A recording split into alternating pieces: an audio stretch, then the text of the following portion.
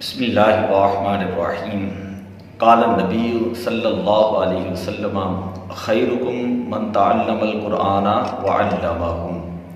حضور علیہ الصلوۃ والسلام نے ارشاد فرمایا، تم میں سے بہترین شخص وہ ہے جو قرآن سیکھے اور قرآن پاک کو سکھائے۔ آج کل کے دنوں کے اندر پاکستان کے اندر جتنے مدارس ہیں ان میں طلباء اور طالبان نئی کلاسز کے اندر جا رہے ہیں اور کچھ جو ہے وہ نئے داخلہ جات کے ساتھ جا رہے ہیں۔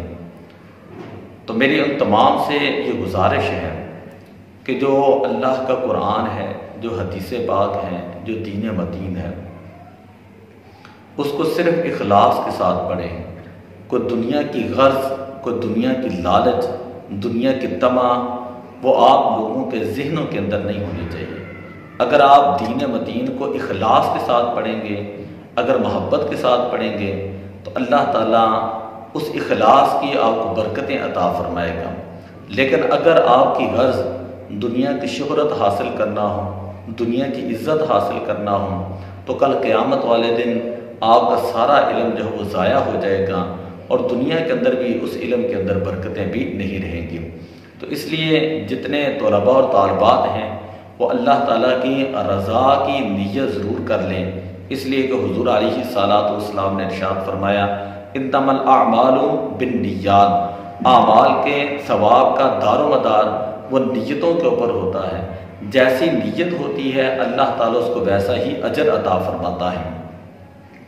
تو جتنے طلباء ہیں وہ اپنے سبقوں کی طرف زیادہ توجہ دیں، خاص کر جو درس اندامی کے طلباء ہیں وہ اپنی گرامر کی طرف جو ہے وہ ضرور توجہ دیں کہ اس کے اندر صرف اور نحو جو ہیں وہ اس کے اوپر زیادہ محنت کریں، قرآن پاک کے اوپر زیادہ سے زیادہ اس کے اجرا کریں، احادیث کے اوپر زیادہ سے زیادہ اجرا کریں۔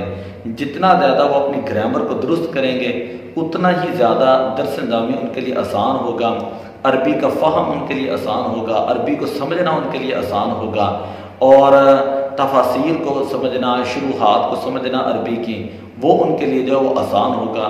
اتنی ہی زیادہ ان کے اندر ایک ملکہ اور صلاحیت جو ہے وہ پیدا ہوگی۔ تو دعا ہے کہ اللہ تعالیٰ ہم سب کو اخلاص کے ساتھ دین متین کی خدمت کرنے کی توفیق عطا فرمائے۔ الصلاۃ والسلام علیک یا رسول اللہ وعلی آلک و اصحابک۔